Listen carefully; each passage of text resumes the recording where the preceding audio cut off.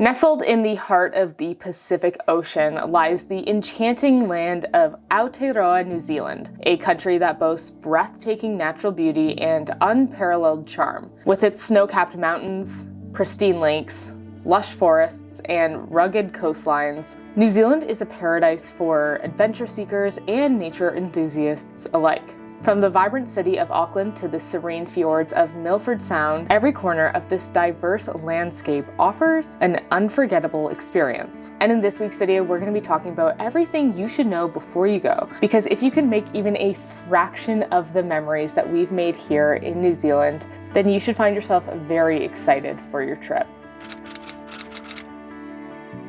So let's go ahead and start the video about what time of year you should visit.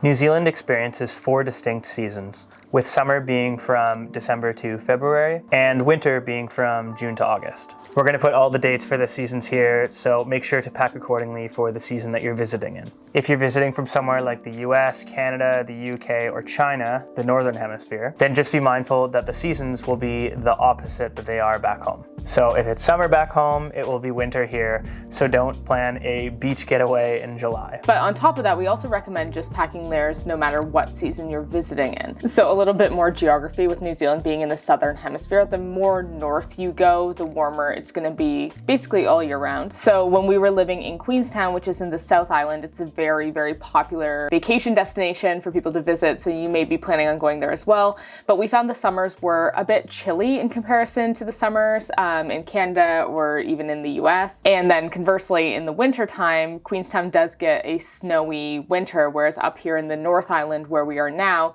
you're certainly not going to see any snow or frost in the winter. So while this may seem obvious to some people, it does take some adjusting for others. The north is going to be the more warmer beachy area, and the south is going to be a little bit chillier. Let's talk about how to get around New Zealand. Campervan rentals are a popular choice for exploring New Zealand, as it gives you the freedom to travel at your own pace and kind of live the van life. Some popular companies to rent a campervan from would include Juicy, Indie Campers, Camplify, Mad Campers, and Escape Campervans. There are plenty of free campsites all around the country, so you don't have to pay for a campsite, and this cuts costs on hotels and Airbnbs. There are rules for responsible freedom camping, which means the campervan you rent or buy will need to have a self-contained sticker on it, meaning you have your own toilet, sink, and can dispose of your own waste. So we actually personally didn't travel in a self-contained vehicle throughout the country. We didn't have that sticker that you would need to stay at freedom camping spots. And while that did limit the amount of spots that we could stay for free, we did still find that it was quite easy to find cheap campsites from about $5 to $20 a night through DOC, which is the Department of Conservation. So that is the other alternative if you don't have a self-contained vehicle. But of course, if you do want to stay at beautiful free campsites every night and really truly get that van life experience, then you're going to want to rent or buy a self-contained vehicle. But some other really great resources that you can use if you're looking to cut costs and you're a little bit more flexible. One is called iMova. It's a campervan relocation service where you can rent vans from $1 a day. And so that's, say, if somebody dropped off a camper van in Christchurch and the company needs it back in Queenstown, you can rent that van for $1 a day and drive it from Christchurch back down to Queenstown. You're kind of at the mercy of the company and the schedule that they want you on. But if this is something that interests you, another company that has a similar setup is called Transfer Car. And this is not just for camper vans, but for all types of vehicles as well. The main international airports in New Zealand are located in Auckland, Wellington, Christchurch, and Queenstown. Most inbound flights from overseas, you'll be flying into Auckland, but you can choose to transfer domestically or pick a different international airport depending on where you're going in the country. Choosing the airport that you fly into or at least transfer to domestically should be chosen wisely, because a lot of people fly into Auckland, but they want to do most of their adventures down near Queenstown, Milford Sound. So definitely something to consider. Something else to know is that New Zealand takes its biosecurity very seriously. So if you're bringing hiking boots, for example, there cannot be any dirt, any mud on them whatsoever. This goes for all outdoor equipment. You cannot be bringing a tent or anything like that that has even some dirt on it. You also have to declare all food when you come into the country. So this even includes if you have a small pack of crackers in your bag, that needs to be declared. What we did is just tried not to bring anything like that whatsoever, just to be safe. But of course, if you have like your favorite pair of hiking boots, that is something to note. It is possible to take public transport around New Zealand, but you may be a little bit limited on where you want to go, especially in the South Island. A lot of areas and towns that you want to visit are very rugged and untouched, which is what makes New Zealand so special. But on the other side, you're not going to get public transport like you would in New York City, for example. Yeah, like that's the whole thing here, is that you're not going to find a city like New York City or Tokyo or something like that. New Zealand doesn't really have that, and that's what makes it so gorgeous, like you said. But I think that it would be kind of hard when I think about visiting places like Mount Cook National Park, Lake Tekapo, even some stops along the road like the Omarama Clay Cliffs, or if you want to go down to the very south of the South Island in the Catlins region.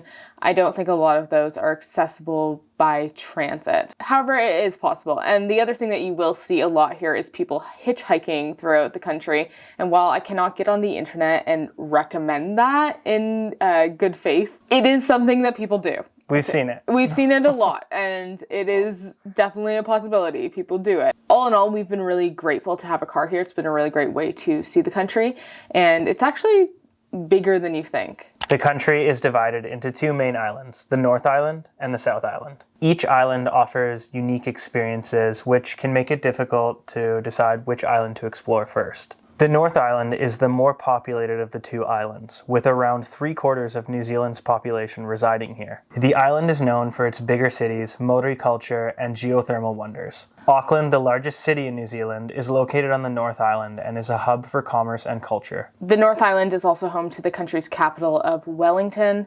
Wellington is a popular destination for both locals and tourists. This island is also home to the geothermal wonders in Rotorua, which is a super popular tourist destination where visitors can soak in hot springs and kind of learn more about the Maori culture. In contrast, the South Island is known for its rugged landscapes, outdoor adventures, and stunning natural beauty. The island is less populated than the North Island, with vast stretches of untouched wilderness to explore. The South Island is also home to some of New Zealand's most iconic landmarks, including Fiordland National Park, which is where Milford Sound and Doubtful Sound are, Mount Cook, and the Southern Alps. So we had actually spent our first 6 months in the South Island, and there were a lot of people that told us that the South Island was better than the North Island, but personally, we actually disagree with that. So because we are Canadian, we actually found the South Island to be just very similar to back home. And while we love Canada and we did love the South Island, we were kind of craving something a little bit more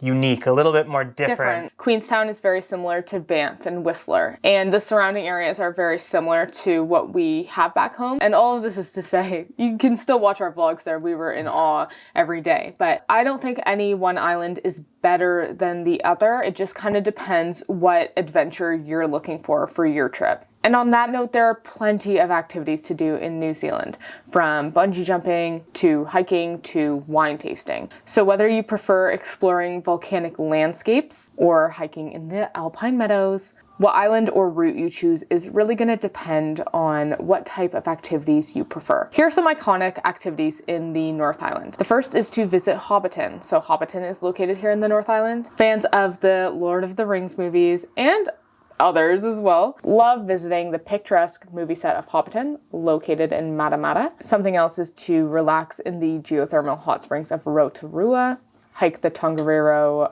Alpine Crossing. This famous day hike is actually located up here in the North Island. It's considered one of the best day hikes in the world. And as we mentioned, the North Island also has the cities of Wellington and Auckland. So if you're a city person, you may enjoy the North Island. As for the South Island, it has, of course, the Milford Sound cruise. You can hike the Hooker Valley Track.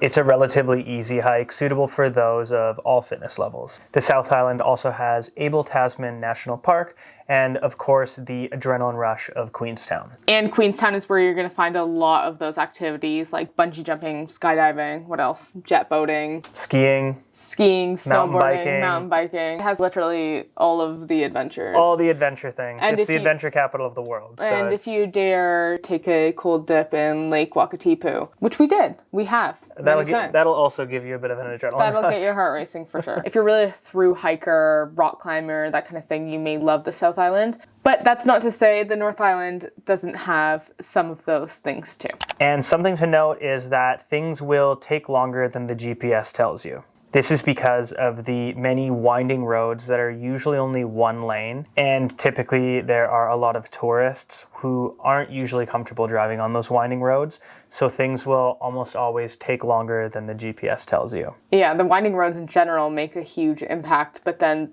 the people who are really slowing down at every corner or maybe taking a lot of stops to look at the scenery, plan for more time. And also look up gas stations before you leave and plan out your gas stations on your route. Even in popular tourist spots like Mount Cook National Park, there's no gas station really anywhere near it. Yeah. So a lot of people drive down that road and realize that they're, almost out of gas, thinking that there's going to be a gas station down there. There is not. Buying a local SIM card is a good idea when you're in New Zealand to stay connected. We are with 1NZ and we pay $50 a month and we have loads of data. We're also not locked into any kind of a plan, so anyone can just come here, pick up a SIM card, and jump on the same plan. There's also 2 Degrees and Spark NZ. You can get SIM cards at gas stations, at the airport, or any of the information desks in towns. Alternatively, you can also get an eSIM before you arrive so that you're connected right away. All right, so how much do things cost? Let's talk about budget. We're not going to lie, New Zealand is one of the most expensive countries we have ever traveled to. Because of the location of New Zealand, the cost of groceries are some of the highest in the world, and the price of food at restaurants can be really shocking for people from different countries all over the world. In terms of accommodation, in somewhere like Auckland, there will be more competition and it will be a little bit cheaper to stay. Of course, you can always choose luxury, but you can still find a place for like $90 a night. But in Queenstown, for example, even a 3-star hotel is going to cost you around $200 plus sometimes a night. Even we were surprised when we went to Lake Tekapo and a motel was costing $130 a night, which is why I think a lot of people who visit the country like to travel around in a van. That way you're really getting in all of the nature and you can kind of dodge those hotel costs. Gas or petrol is also quite expensive here as well. Again, if you think about the location, totally makes sense. Gas is about $2.50 for a liter. Sometimes it's been closer to $3 as we've been here, which is about like $10 or $11 a gallon for our Americans watching. So definitely prepare for that. And meals out at a restaurant. It's not unusual to go to a restaurant and a meal be $25 at just a regular place, like not a fancy restaurant. Some other costs of things like skydiving, if you want to do that, is between $300 and $400. Milford Sound tours are between $80, $100 to $190, depending on what kind of tour you take. And Hobbiton, again, is about $120 per person. So of course you can build your own itinerary and decide how many of those activities you're going to do, but it's definitely worth every penny. So New Zealand is not a tipping country, and why the prices may look so high to Americans, for example, is that the tax is already included and there is no need for a tip. But of course, if you do feel the need to tip, it's always appreciated and you can leave whatever you like, but it's not expected. Now, what about the foods that you must try when you're here in New Zealand? One of those must-try dishes here in New Zealand are the pies. This popular snack is available in a variety of flavors and can be found in bakeries, cafes, and convenience stores all throughout the country. Basically, they are pastries filled with savory ingredients like mincemeat, cheese, and vegetables, and they are a staple in Kiwi cuisine. They're also one of the more budget food options when you're traveling around New Zealand. You can always get a good pie somewhere. Another iconic New Zealand treat that you have to try is Hokey Pokey ice cream. There's also Hokey Pokey chocolate, which I'd love to get all of the time. Whitaker's chocolate is really popular here. It's turned me into a chocolate fan. They're also huge on the real fruit ice cream, which is a must try in the summer. Now, this is something that we personally don't eat, but venison is a very popular meat here. You'll see it on a lot of menus. I highly recommend that if you are a wine lover, if you're a wine lover, you already know that New Zealand has great wine, but I would recommend going on a wine tour. I did one with my girlfriend in Queenstown. It was amazing. There's also the Marlborough region of New Zealand and Hawke's Bay. And for craft beer drinkers, there are plenty of craft breweries all around the country. And if you're vegan like me, I have had zero problems being vegan here. I use the Happy Cow app everywhere when I travel to find vegan, vegetarian restaurants, and it has not been difficult in the slightest in New Zealand to be vegan. So for fuel, you can use the Gatsby app. We also have Flybys, which I'm pretty sure the Flybys program is ending, but that can give you discounts on gas from points that you get from the grocery store. And in terms of grocery stores, we always find it the cheapest to shop at Pack and Save. Pack and Save is the cheapest grocery store option here to us by far. When you are dining out and not buying your own groceries, you can also use things like First Table, which gives you 50% off if you go for the first table of the night. So if you take the first reservation of the evening, you can get 50% off your bill. And Grab One is really good for this as well. And then in terms of booking activities, you can use Groupon, as you can in many countries, but you can also use BookMe. And BookMe offers great discounts for so many of the activities here. We use it for booking basically every single activity. A lot of the place, lake, and mountain names here are the Maori names, which are indigenous. You may also hear people refer to what you know as New Zealand as Aotearoa, which is the Maori name. We, of course, still struggle with the place names. Maybe we've even said a few wrong here in this video. But, of course, the best way to learn is to ask a local how to pronounce them for you. And, of course, just do your best while being respectful of the culture. So all about visas. Most travelers are going to need either a NZETA or a visa to travel New Zealand, which can be done online. And the price of that depends on what kind of passport you have. So check on the New Zealand government website well before coming to New Zealand to make sure you have your visa sorted out in advance. We, of course, applied for a working holiday visa as we planned on working during our stay here in New Zealand. We decided to come here for an entire year and work in the country. So we applied for our visas about 3 months in advance to our travel, and we were approved in a couple of weeks. Additionally, if you do plan on working in New Zealand, you will also need to apply for an IRD number, which is your tax number. And we did that, I think, the day or day after we arrived here. We have documented our entire time here in New Zealand. We've talked about our visas and the cost of living here and all that. So if you are moving here on a working holiday visa, you can check out this video where we kind of talk about the cost of rent and that kind of thing. In addition, there are plenty of job opportunities for travelers here in New Zealand, particularly in the tourism and hospitality industries. So if you're looking for a job here, you can check online at Backpacker Board, Seek, or Indeed for different job listings. Yeah, I think that we found most of our jobs on Seek. Yeah. And Indeed, I've looked on Indeed as well. Yeah, I guess we were looking on also Facebook groups. Overall, Aotearoa, New Zealand is a beautiful and diverse country. We've been so fortunate to travel for the past 10 months, and we still have a few more months here. But on that note, we've got to go because we have a lot more exploring to do. So we shouldn't be sitting on the couch. We only have like 2 months left. So check out our vlogs if you want to see more of that. If you want to see us exploring New Zealand, please do. We've had so much fun making them and connecting with you guys on here. If you have any more questions about moving to New Zealand, traveling New Zealand, make sure to drop them in the comments below, and enjoy your travels in the land of the long white cloud. Bye! Bye!